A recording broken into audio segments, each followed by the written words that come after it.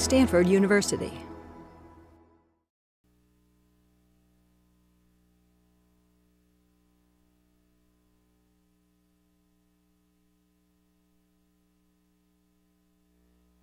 Hello, good afternoon, everyone. Welcome to the Stanford Seminar on People, Computers, and Design. And we are really fortunate today to have Andruid Kerne.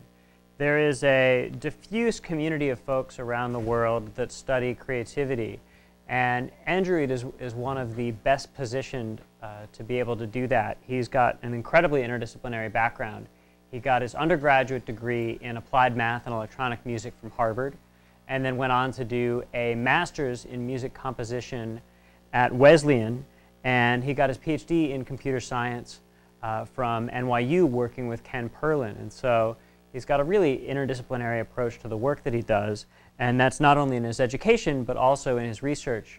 He's done a lot of work collaborating with Stephen Smith and others at Texas A&M in psychology, and he's going to give us an overview of the work that he's done and current things that he's thinking about. Welcome. Thanks very much. Okay, human-centered computing. Let me get oriented here. For creativity, expression, and participation, this is joint work with a host of really wonderful people performed at the Interface Ecology Lab at the Department of Computer Science and Engineering at Texas A&M University. So what do I mean by interface ecology? Why do I call? This is turned off. I knew if I said it would automatically jinx it. Yeah. Is that better? Okay. I can't really hear it, which I suppose is good. So interface ecology, an ecosystem is characterized, an ecology is it's a system of entities that's characterized by the relationships among the entities. And this idea, actually, the roots of it for me are, I started thinking about it when I spent a year in West Africa studying drumming and doing performance work, but about how to structure thinking about combinations of ways of thinking and the ways that interfaces function. So we conceptualize the interface as a border zone, a place where there's juxtaposition occurs, and what gets juxtaposed, we focus, well, of course, people and ideas, but we focus on how systems of representation are juxtaposed, and on all of these different levels. So analog and digital, or physical and electronic. If you just look at this PowerPoint in this computer, and which is a pretty simple interface, a very standard one, but just think about all the layers of software and hardware and all the peoples that are involved in these processes. All of these things get bounced around in interfaces. They're juxtaposed, and so to analyze, synthesize interfaces, to understand them and to make them, we need to work in terms of all of these dimensions.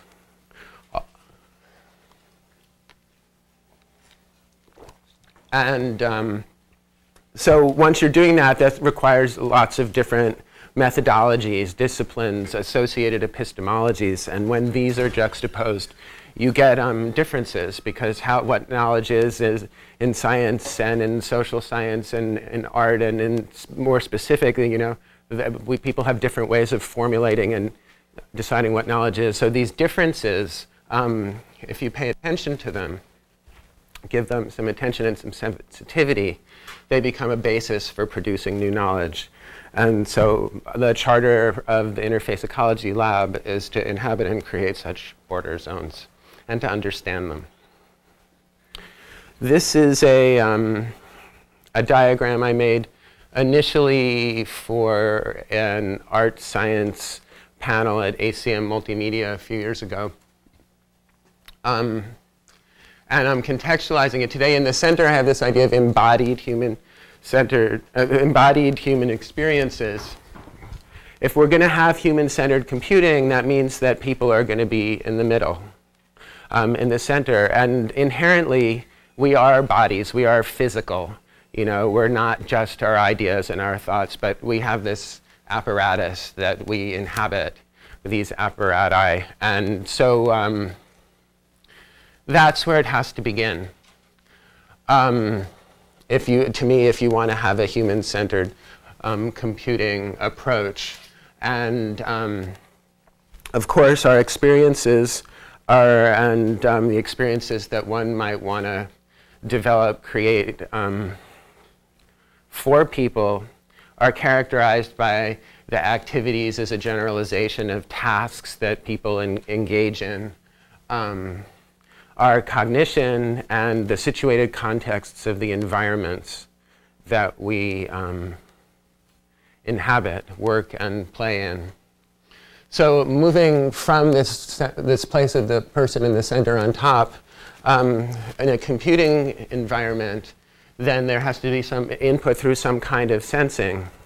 And that sensing can be as, well, you know, the sensors we take for granted, like keyboards and mice, or they can be a full range of, you know, touch sensors, gyroscopes, accelerometers, whatever. But so sensing is the next part. It's how a computing system would know. It's where transduction happens, how a computing system would know about what a person is doing. And then you're going to have some kind of recognition of that, whether if it's using you know, simpler decision trees or machine learning. And then that would act on some kind of representations of the world, basically. Which could include information from the internet and repositories, which could be personal collections or digital libraries.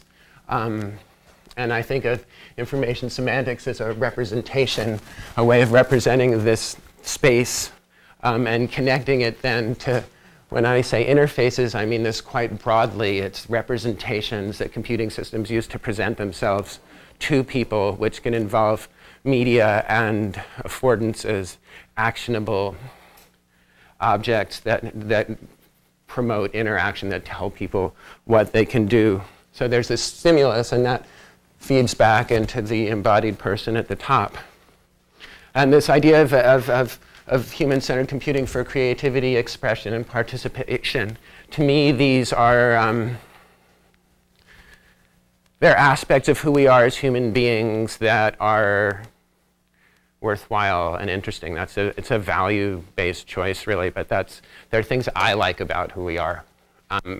And so it's a choice to focus on making computing support these aspects of who people are and what we do. And through this work, thus, we're going to address the NSF criteria, National Science Foundation criteria, on the one hand of broader impact of making the world a better place somehow and ameliorating the role of computing, which, let's face it, computing can obviously be used to dominate and control people also. But also that there are a lot of hard problems, research problems will come up in this kind of investigation, and so plenty of opportunities for intellectual merit. So okay then. The work of the Interface Ecology Lab in this period of time. I've situated a number of our project areas, our research areas, around this diagram. I'm going to start with ZeroTouch, which is a multi-finger sensor that we've been developing, and which I guess it was in the Today Show and PC Week and Slashdot, and we've gotten a lot of press subsequent to our exhibit at Chi last spring.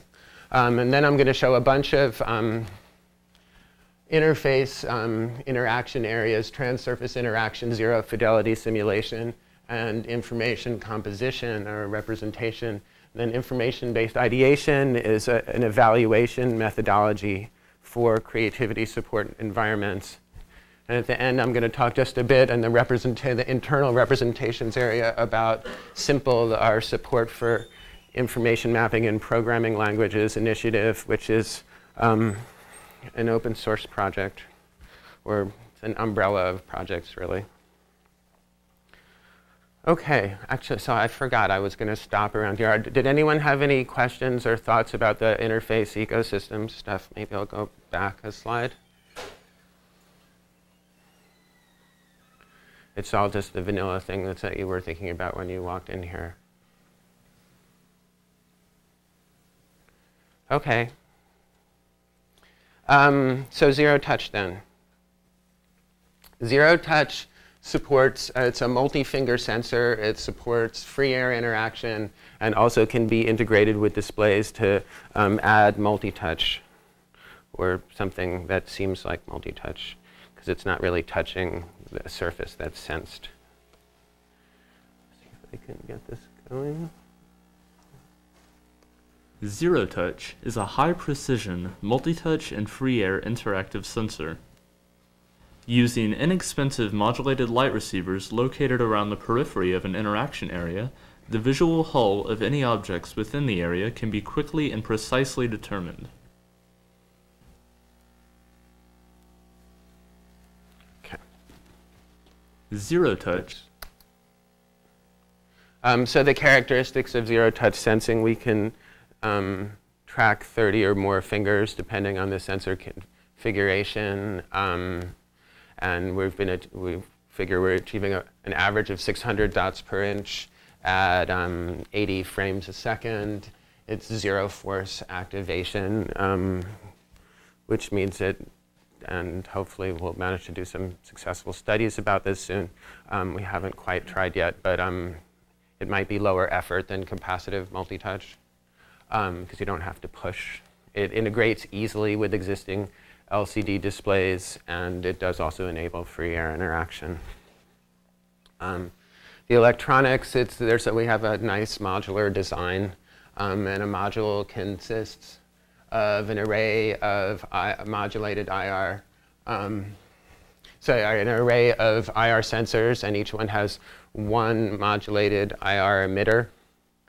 And we use modulated infrared light so that we achieve immunity to ambient light like sunlight, which is a problem for a lot of IR-based technologies.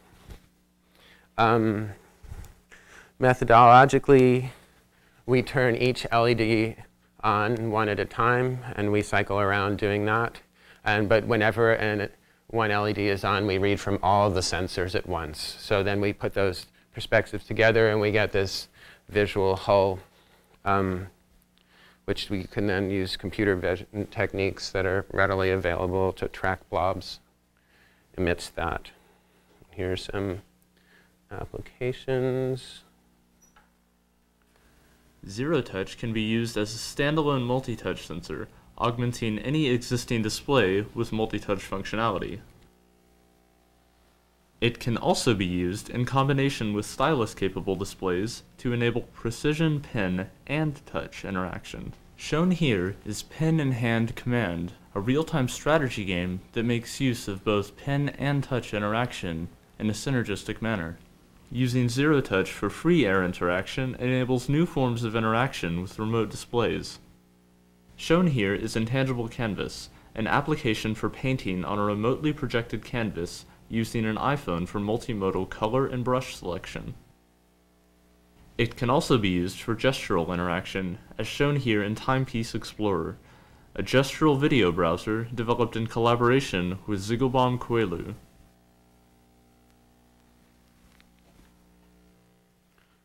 Okay, that was ZeroTouch.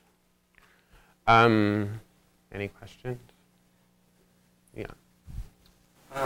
With touch-based interfaces, a lot of the time I think that it's really nice to have the kind of feedback, like when you want to click something, you push it down a little bit. Do people kind of just get that they have to put their hands in the exact location where the sensors are detecting it? Or are you talking about for free air interaction? Mm-hmm. It's really a big issue for free air interaction.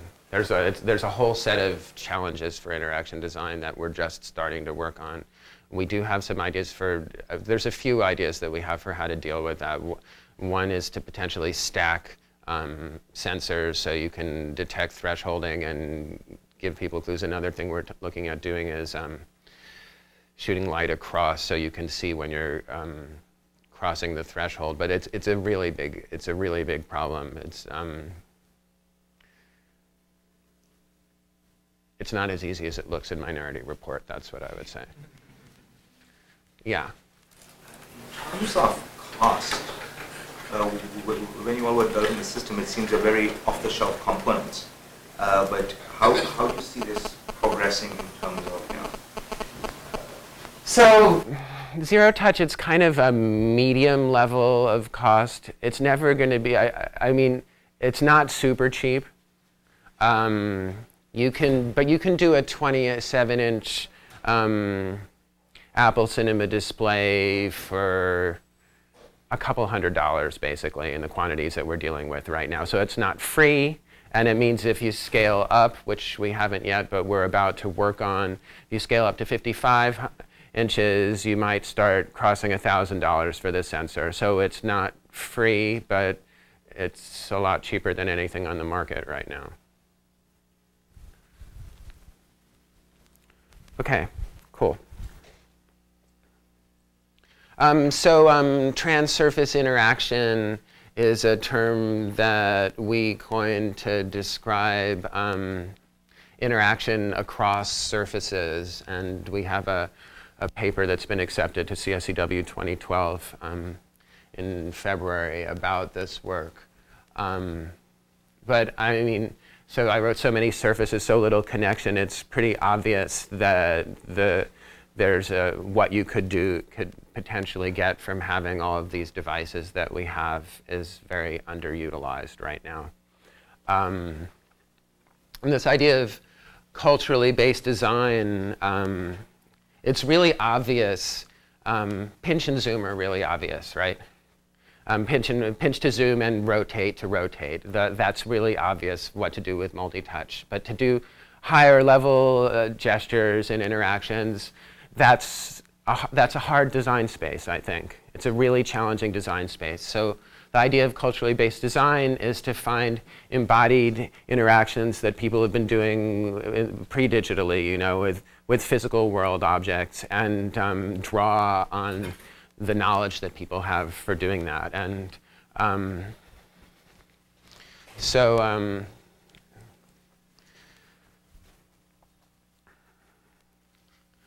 you know, and they're drawing on this cultural repository of human experience, and through culture, customs, traditions, artifacts, techniques, philosophies, and habits, if we can access those embodied mental models with digital in digital environments, then that can help people understand what to do. That's our basic premise about this.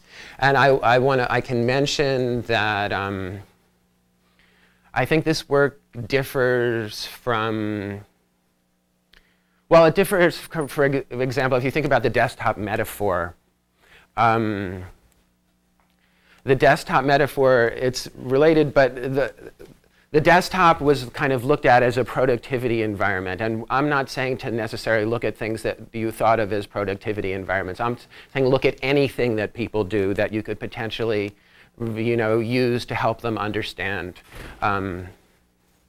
how to work, how to interact in natural user interaction.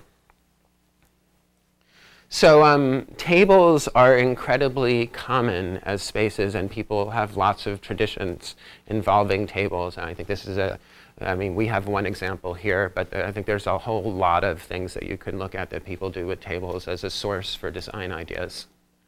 And cards, of course, are information artifacts. They, in fact, resemble other things that you could want to, playing cards, but they resemble other things that you could want to pass around and exchange and socially interact about and reason with.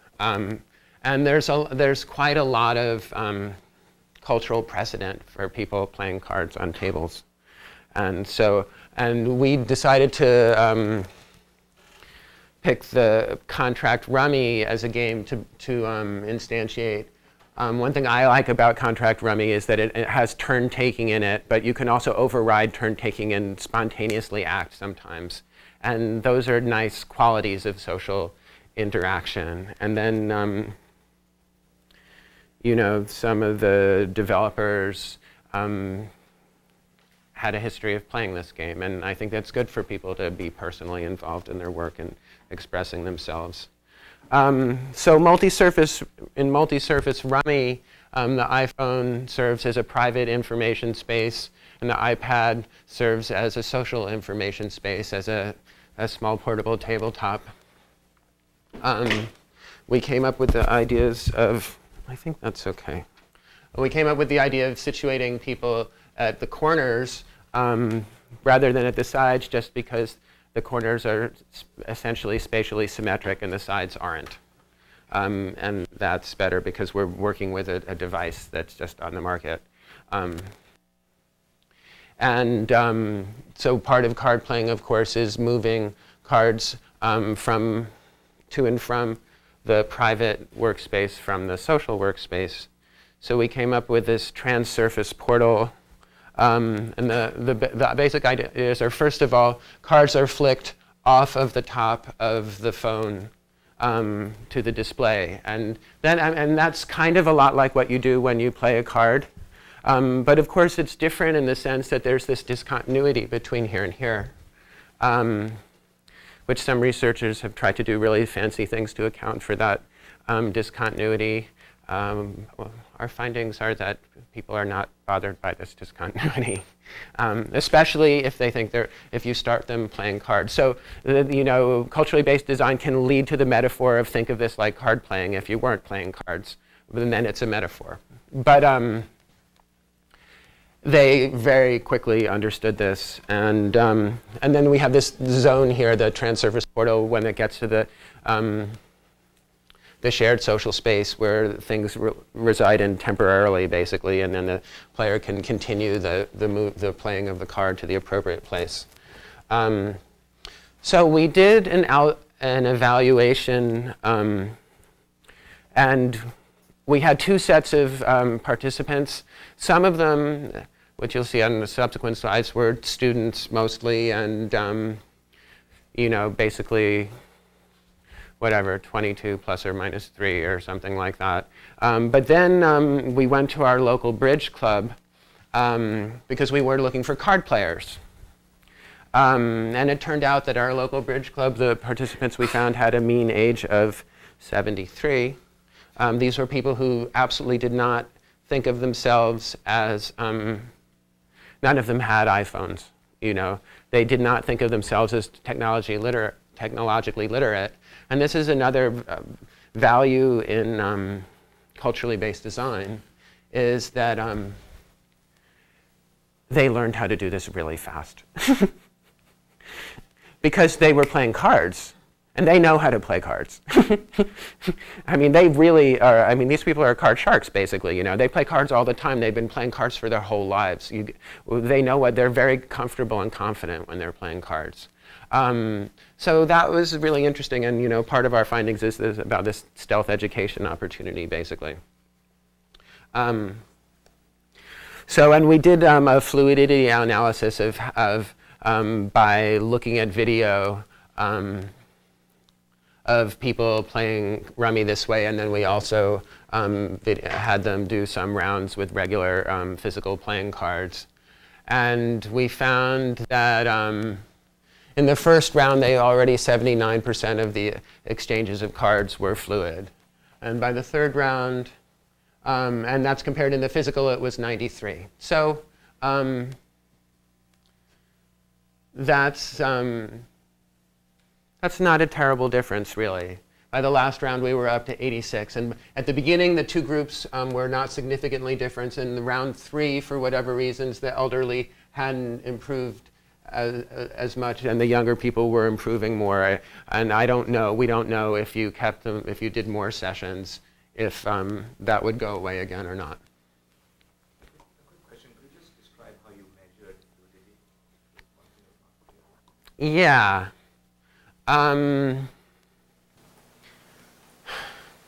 Okay, so the precise definition is in the paper, but I think it had to do with how many frames of video it took for the card to get from here to here, basically. I think a threshold was developed among the coders. But that was because of the person's ability to push it up, or how much lag time there was between the card? There's no lag time. So it's mostly, so I mean, we're trying to look at people's ability to push it up. Now, it's also true that people could intentionally stop in the middle. Yes, that definitely could be true, but that's why we're comparing the media. That's why we have the physical there as a baseline.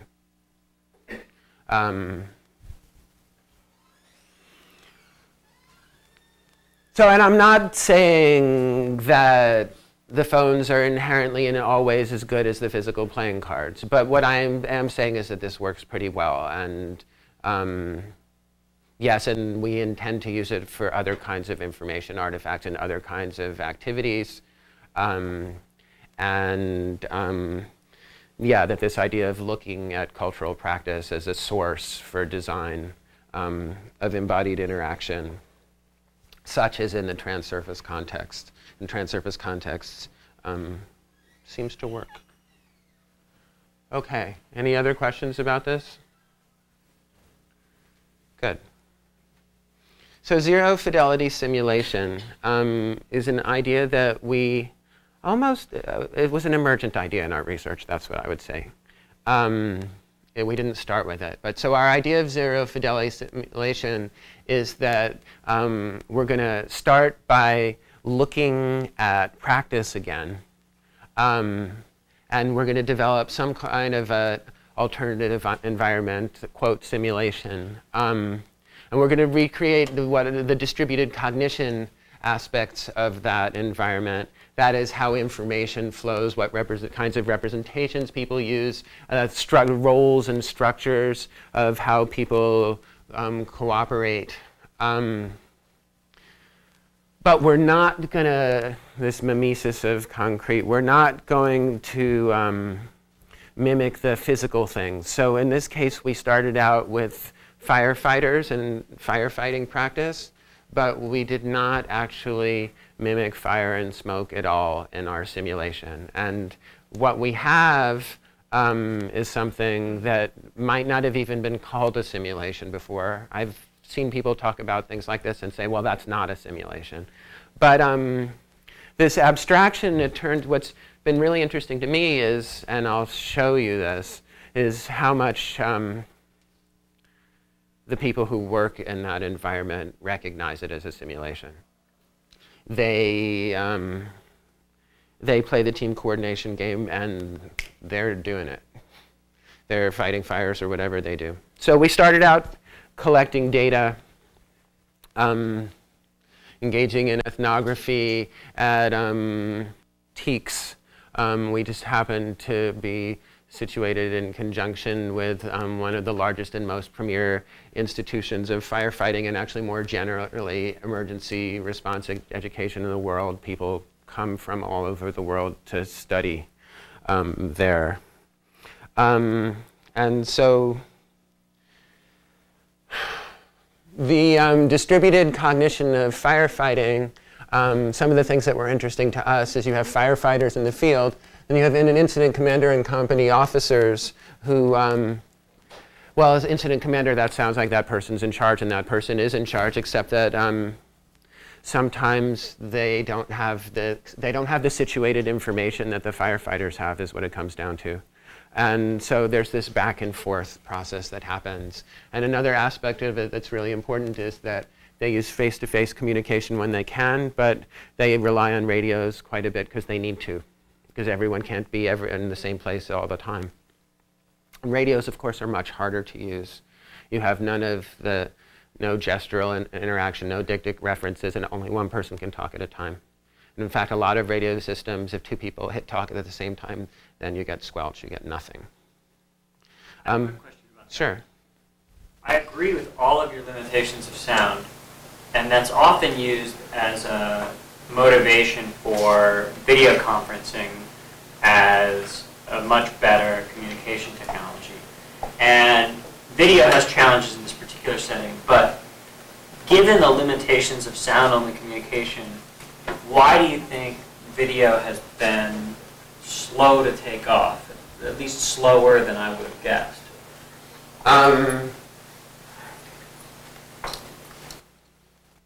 I mean, that's kind of tangential to the research that we've been doing. I think that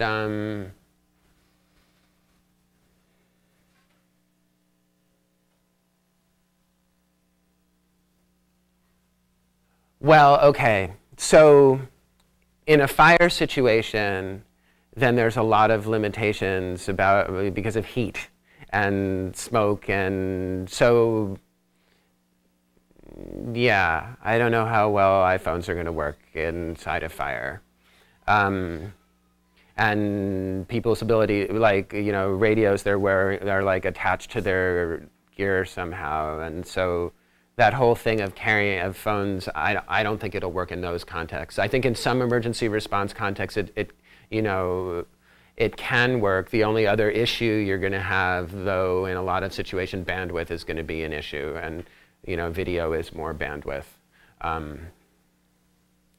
because you're going to be out in remote situations and in bad weather situations. So, but that said, I do think there are definitely possibilities for using video in emergency response, and some of the new work we're starting up might investigate that with trans-surface interaction in emergency response. But as I said, in this work, our goal was really to, we weren't trying to change how they do emergency response. We're trying to teach people how to do it, to help them learn. And specifically the aspect of coordination. Okay, so we came up with these design principles that the importance of roles, this idea of information distribution, that there are pieces of a puzzle that people have to assemble in order to solve problems, the mixing of communication modalities, the participatory bidirectional communication, that it's not just top-down, but that important information has to come from everyone, and real-time stress, because time can save lives. So really briefly, the tech game, teaching team coordination game, we have this role of seekers who are like firefighters. They have a local view, and but they don't fight fires. They collect goals, and some of the goals are multiplayer, which requires coordinated action. And then there are these things called threats, which are automated entities that flock and pursue the seekers in various ways. And then there's the coordinator, who's like an incident commander. The coordinator has an overview, but it's missing important pieces of local context that only the seekers can access. Okay, here's a little bit of tech.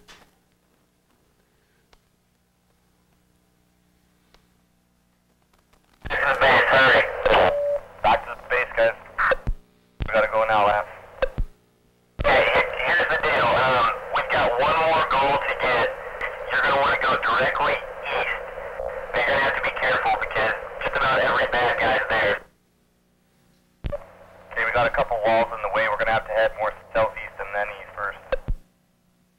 You can head northeast because all the guys are hanging out southeast. So, did you hear that part where there were a couple walls in the way? So the coordinator said to do this, but the coordinator didn't know that the walls were there.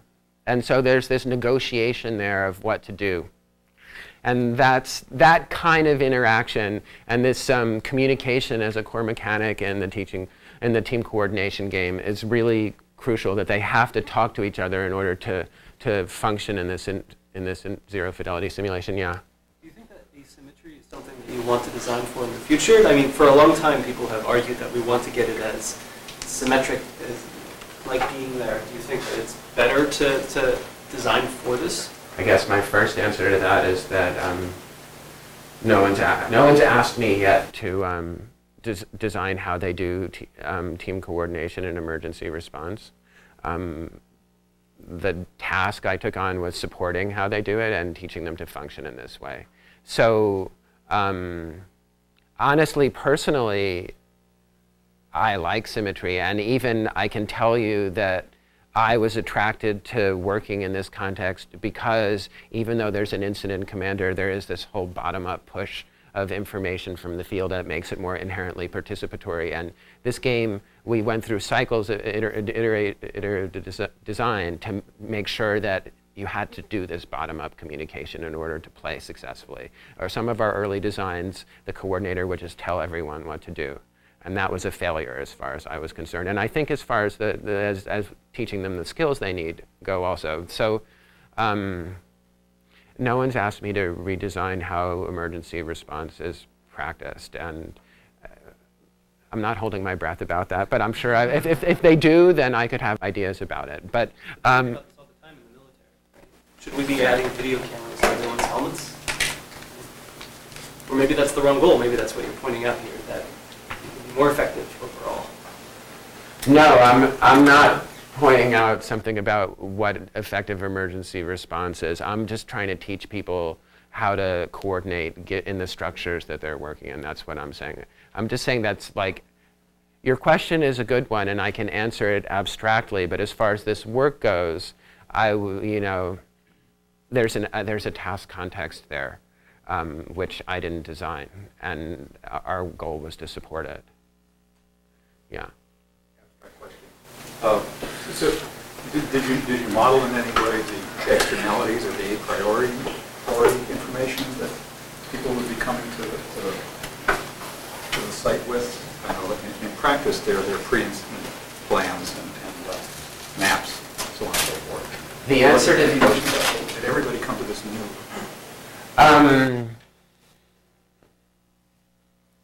That's not part of this game right now.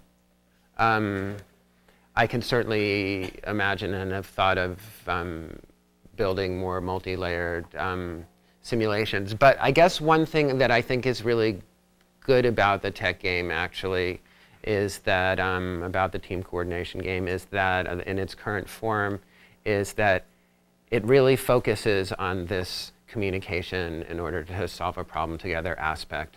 And we've had an incredible response from really expert emergency responders who are not firefighters, who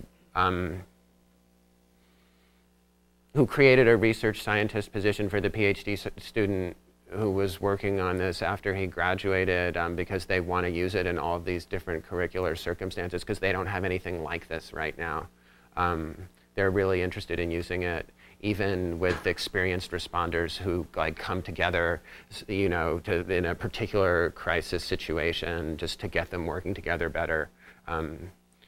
Because there is often waiting time in those cycles. So in some ways, I think the simplicity of it is good. But I think that I could definitely see building more elaborate things than this game for sure. And we have a lot of ideas about that, actually. And that would be part of also scaling it up, because right now it's a game for maybe 5 or, I mean, we've been doing 4. You could do 5, maybe 6 people at a time. I don't think it's going to scale very well for more than 6 at a time. But yeah, there's a whole lot more that can be done with the design. Yeah? Looking at this reminds me of a lot of consumer games like Counter-Strike and all. An Xbox with multiple players with the headsets doing coordinated teamwork and building towards a goal, whether it's to rescue a hostage or take out the team. And a lot of it now is voice, it's radio, similar issues of team design and all. How do you see your version of this, perhaps overlapping with that in creating, as an engine behind? I think a little bit going to that. If somebody came up with, the real world systems, how would this connect into that? Well, in some ways, it's hard to say because you never know what the market is going to create. It's quite indeterminate as a source of ideas. And certainly, there are lots of things that you can say are related in various ways. I think that I'm really glad we don't have 3D graphics in this game, for example. That's a really deliberate design choice. We wanted it to be run on really cheap hardware, and we didn't want people paying attention to all of that detail, really. That's I think the more attention, the more elaborate those constructions are, and that's what the market tends to produce. The more elaborate those constructions are, the more people pay attention to them. The more of people's, they take people's cognitive attention. What is it? There's a Herbert Simon thing about a poverty, abundance of information and a poverty of attention. The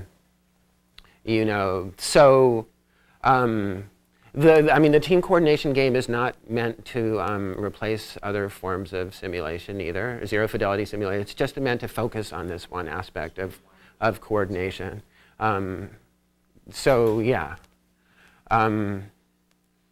So that could be a different function. That's really what I think. Those are good questions. I think there might be a little more of this if I have a really hard time queuing these in PowerPoint. It's an awful interface. Oh, no, that is the end. OK. So we had these hypotheses about zero-fidelity simulation, this abstraction. One was that firefighters and emergency responders would experience the game as simulation, which was not obvious. And the others, it would help them to learn to coordinate. So we've conducted evaluations over something greater than 170 games, and there has been design iteration, and we didn't hold the game constant through all of this. And we've worked with firefighters and non-firefighters, and also with other emergency responders just a very little bit. The tech game, the study conditions include people. So there's a tutorial in which all the players are in the same room that shows the game apparatus and the different views of the game. But then there are two, in the data collection parts of the studies, there's two configurations. The co-located configuration, actually the seekers are co-located, but the coordinator is always in a separate room. And then the distributed condition where no one is in the same room, and of course that's harder. It's a lot harder. Okay, and so some of our findings. As I mentioned before, there's these goals, and some of them are cooperative. You need more than one player to act together to collect them, and you have to negotiate the threats attacking you while that's happened. And we find that as you play more games, they collect cooperative goals faster. And this stuff is it's in our Chi 2011 paper, and I think our transactions on Chi paper is coming out next month, I think. More or less next month. OK, and then we developed a speech action coding scheme when we had multiple raters, pairs of raters and 3 altogether. And the main thing I want to say about this right now, there's a lot more detail, but potentially, but when people communicate, they're mostly either pulling information or pushing information. That is, they're either requesting or supplying, reporting information. And yeah, you can see we had a high level of inter-rater reliability in doing this coding. But so this idea of anticipation ratio, which comes from McMillan and Serfati, that more effective team communication means less requests and more providing. If you're spending time asking for what you need rather than just getting what you need, that's spending time. It's spending radio bandwidth. So when people get what they need without asking, that's called implicit coordination. So we have a finding that the anticipation ratio, the ratio of responses to requests, improved over time as people played the game. And also in the qualitative data, and we interviewed both people who played the game and the instructors in the fighting course, and actually one of them kind of played a participatory design role in certain aspects of the game design. But in burn training, they said you could tell who had played the game because when they used the radio, they were short and sweet and to the point. Also that they developed roles in terms of working together, like having a sort of local coordinator, for example, and that this carried over into burn training. So burn training is a very high fidelity simulation that's part of this education cycle where they work with live fire, and it happens towards the end of the curriculum. So this carried over, and they delegated work and communication more effectively also, according to the interviews. And then, you know, yeah, the most gratifying thing for me in doing this work was then later on we had worked with this team of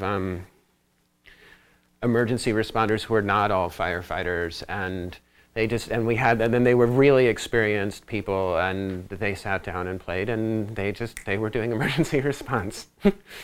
And they thought it was, this whole chain of events coming from that this is really meeting a need that we didn't exactly know exist. I mean, I was interested in this bottom-up communication and how we could simulate it. So that's the team coordination game. And zero-fidelity simulation, this idea of abstraction.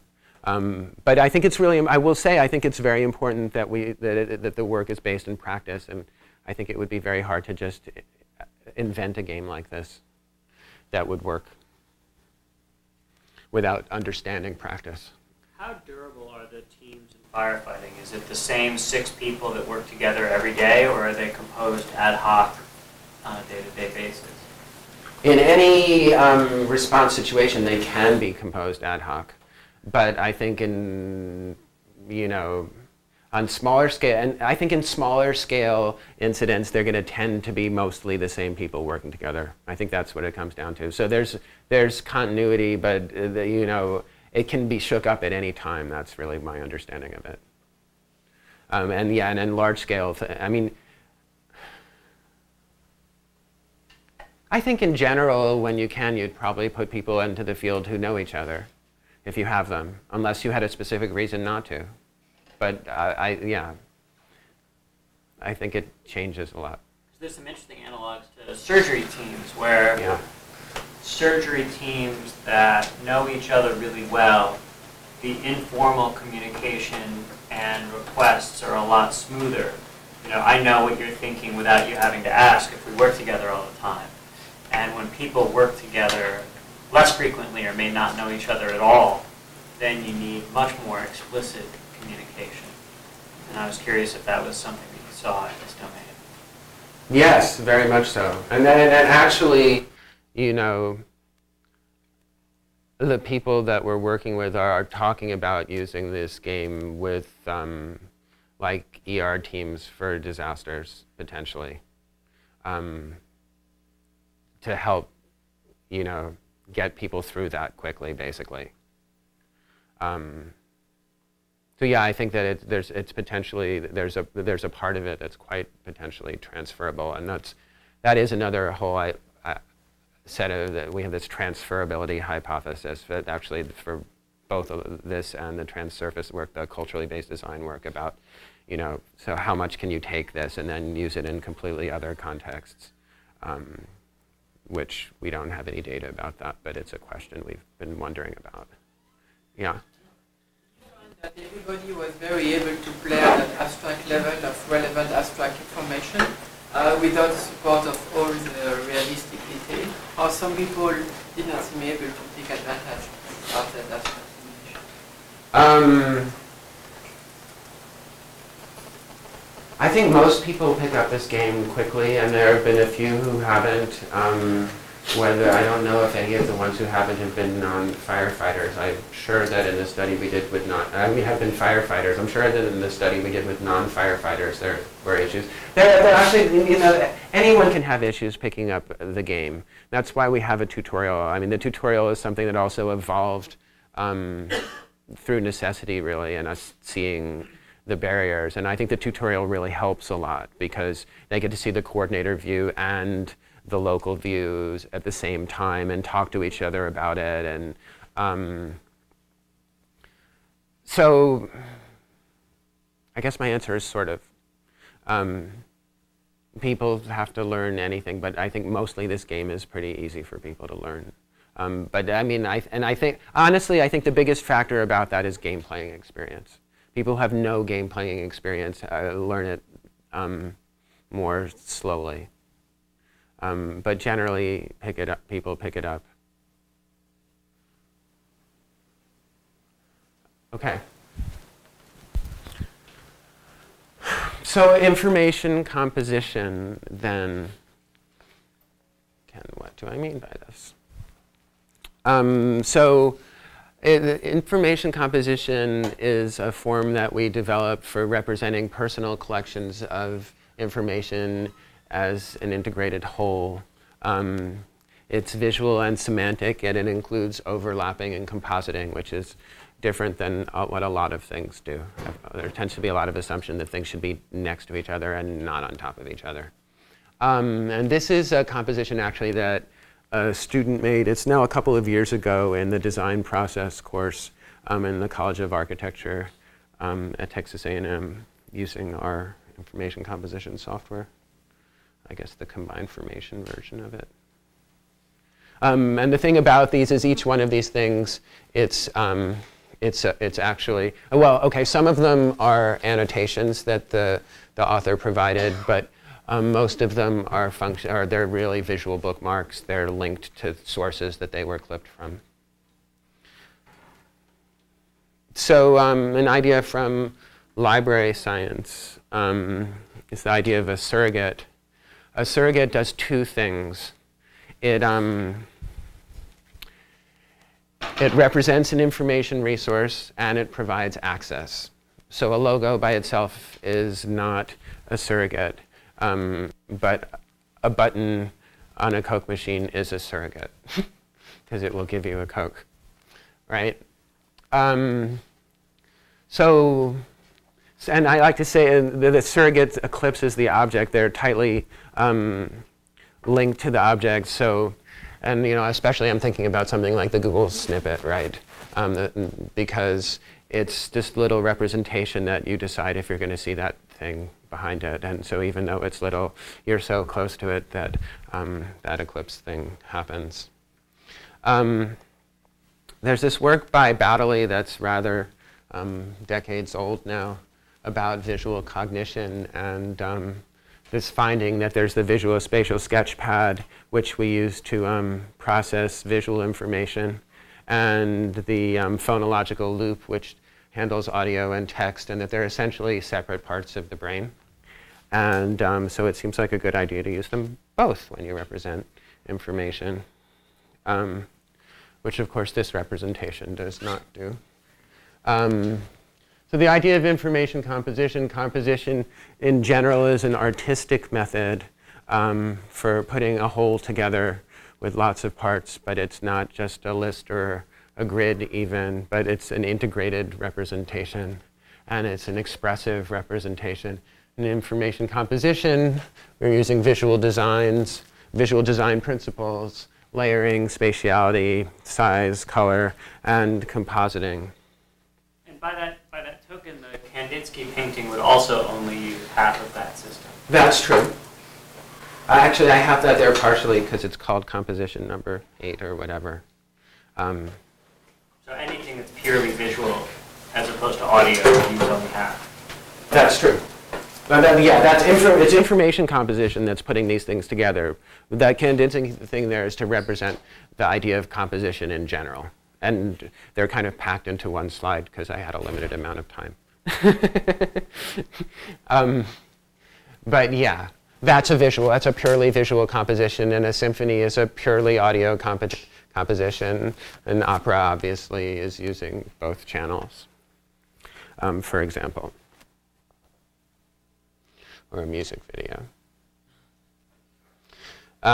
So here's a composition from a recent user study.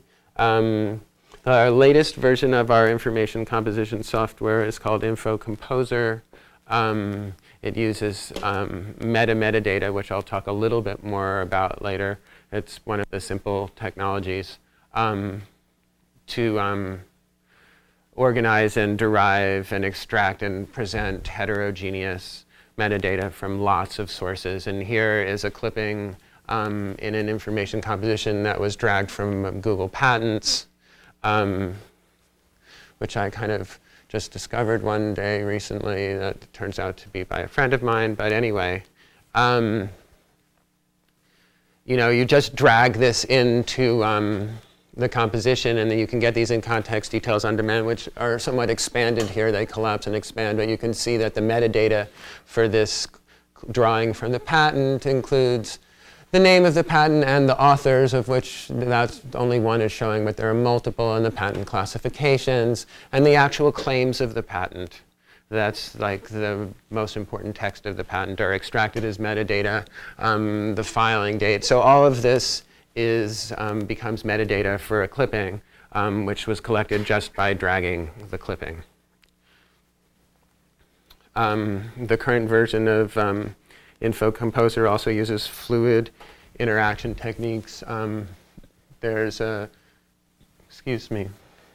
marking menu with control menu that's can be activated to act on clippings or the environment itself, and you can see it enables navigation to the source, cutting, controlling layering of elements on top of each other, and then resize and blending are those use the control menu technique. When you roll over them, they go straight into a mode where moving your cursor changes the size or changes actually in X and Y2 parameters of this compositing at the border.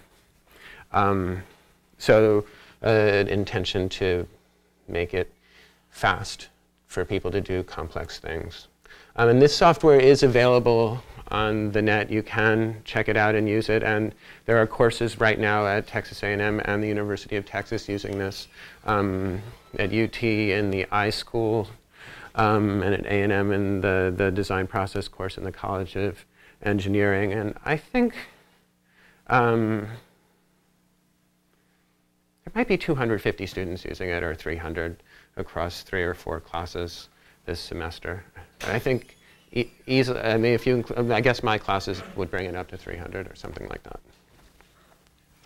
Okay, and then mixed initiative information composition is the idea of combining this modality with a generative form, which we call implicit structure visualization, and which I'll talk about a little more in the next slides. But one thing about this is it requires feedback and dialogue. If you want to have software agents that do things for the user, it's a nebulous concept. You have to make it really be for the user. I think I'm going to not go over that flowchart, but if we have time, I'll come back to it. Yeah, I think I should not go over it right now. Time is running, huh? Okay, so implicit structure visualization uses informal connections and spatial features, basically, to organize information. And it's an alternative to most of information visualization. Has been considered information visualization. We would call explicit structure visualization, that is using graphs and like node link diagrams and these kinds of things. And I think both of them have different roles. The other idea here is integrating visualization and authoring.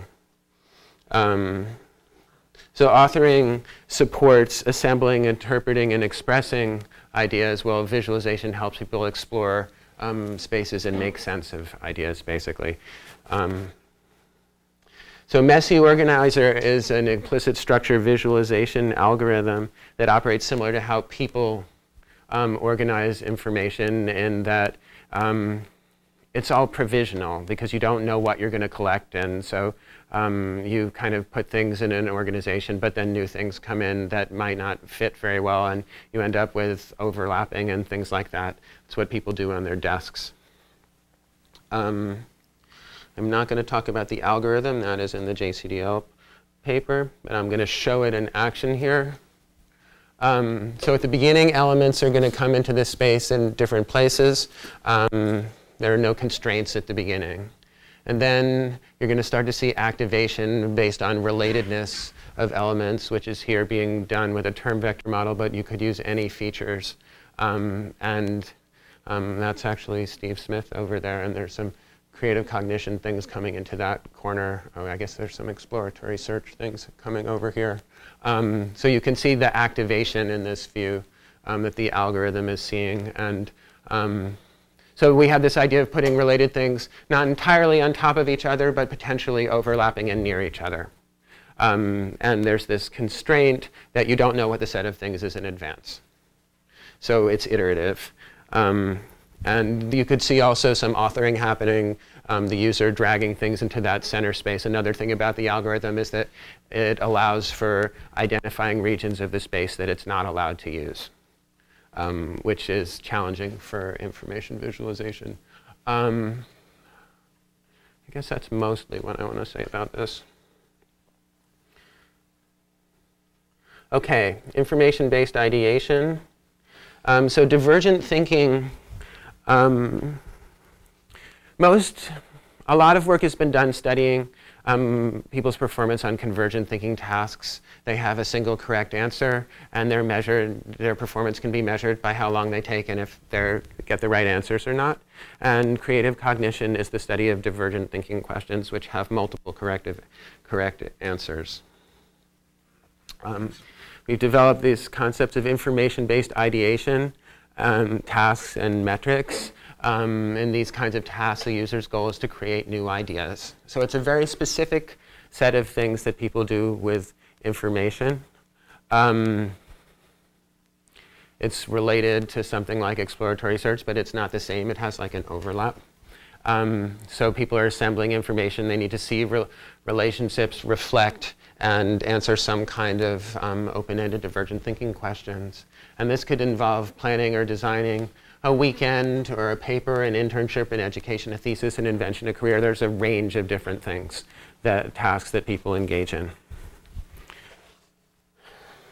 Some study tasks here. I think I'm running out of time, so I won't say those tasks out loud. So we have this battery of metrics. We have elemental metrics, which we actually compute automatically. And those are fluency, variety, and novelty. Fluency, the number of things people collect. Variety, the diversity of them, which you could label them in a number of different ways, potentially, to compute diversity. And novelty, how rare they are, which novelty is hard to understand in a field study, but in a laboratory study, it's sort of easy to understand. You just look at all the ideas that everyone had, and you say, oh, this person was the only person to get that one. So it's like IDF, inverse document frequency, if you know about information retrieval, basically. We also have these holistic metrics that, again, are evaluated by raters, which are emergence, visual presentation, relevance, and exposition.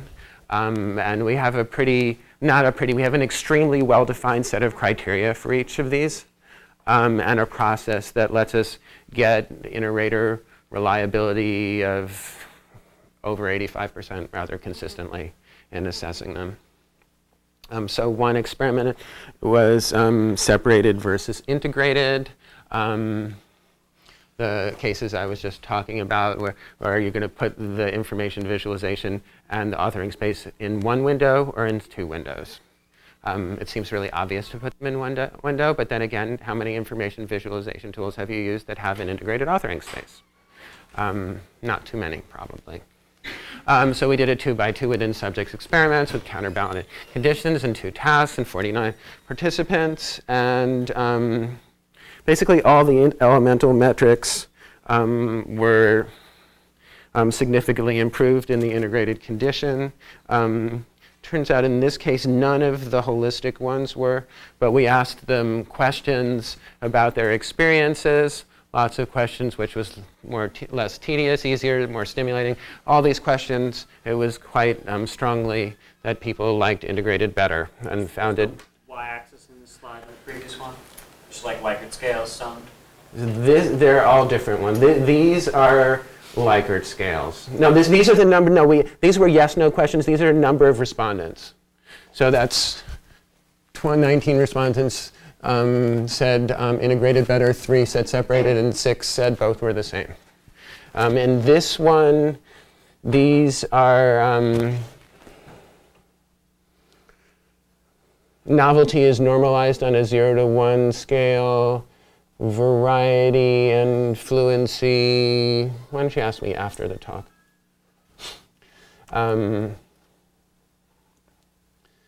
There is an answer to that question. Another experiment we did comparing mixed initiative versus direct manipulation. Information composition, does messy organizer help people have ideas? Here we found that mixed initiatives, and we created a provocative stimuli condition where people worked themselves first and then either had or didn't have the provocative stimuli of the implicit structure visualization, and then had authoring time at the end. Except for text clippings here, I think we have significantly better scores on the elemental metrics with mixed initiatives, with adding the implicit structure visualization to the authoring. For the holistic measures, emergence was higher with the provocative stimuli condition, and actually visual presentation was worse. Emergence, just so in case you don't know what that means, is when you combine 2 things together, 2 or more things together, and the combination has features that the individual things didn't have. So we have there a blinker jacket, which was actually an invention for the design process course. I think it's 4 or 5 years ago now, where you have the idea of a jacket. It's an idea of clothing, or a turn signal is a thing on a car, but this was an idea for bicycle safety at night, something not found in either of the things by itself. And we introduced this emergence metric a few years ago now. Also a field study in the design process course where we had 2 similar assignments, and basically, and not everyone participated because you can't make everyone participate in a class. If any of you have know what the IRB is, and informed consent. But we got a high level of participation, and basically the students who collected prior work. So you had, for these assignments, you had to collect prior work to contextualize your invention. The students who used mixed initiative information composition, or CF is what it says there, to collect their prior work did better on the assignment significantly. Some qualitative data. I'm just going to read the last one because I really like it. But I like things in an order. Through the process of making messy things organized, I came up with new ideas. If everything is linear and in order, there is no need to think anything new. So this idea of embodied manipulation of information, this person thought that that helps them have ideas. Okay, I'm supposed to stop really soon now, huh?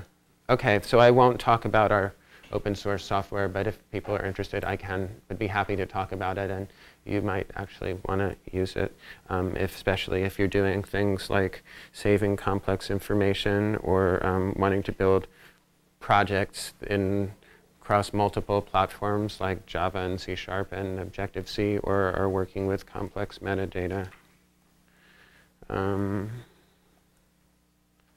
Oh, okay, one moment. So I said this idea of, I presented this idea of interface ecology of the interface as a border zone, and of the need to address different aspects of that, basically, sort of without prejudice, in order to deal with context and produce human-centered computing for creativity, expression, and participation. And I've shown you some of the things that we've been working on in the Interface Ecology Lab. And thank you very much.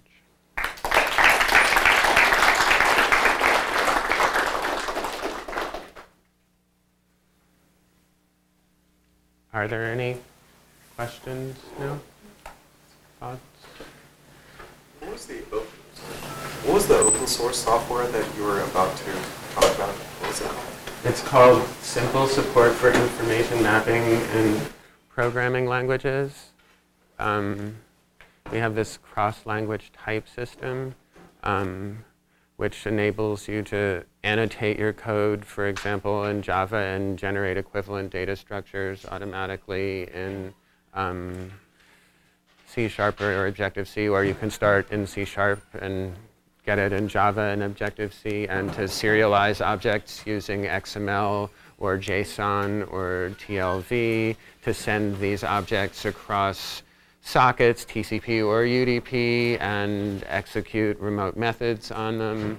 And then metadata enables you to extract, it's a type system built on this for metadata. It enables you to, and it has inheritance, but it's a platform neutral representation that lets you define schemas or data structures like that patent structure or scholarly articles, where the references and citations themselves are first-class scholarly articles. And there's a repository of wrappers written in metadata for extracting information from sources and manipulating it. Okay, and that can be found on the ecologylab.net website? Correct. Okay, great. Yes. Then there's a whole section called the Simple Guide in the website that has tutorials and examples and, SVN repository, and we very much welcome people using the software. And if you have any issues getting that going, by all means, email me, and we will support you. Thanks very much. It's also really good for taking notes, you think? Yeah. I'm sorry, what is? Is that piece of software actually good for taking notes? Info Composer could be. Okay. So that would be Info Composer. That's the software that I sort of didn't, I showed one example of something that was dragged from it. But yeah, you could use it for that for sure. Thanks. It's a pleasure. For more, please visit us at stanford.edu.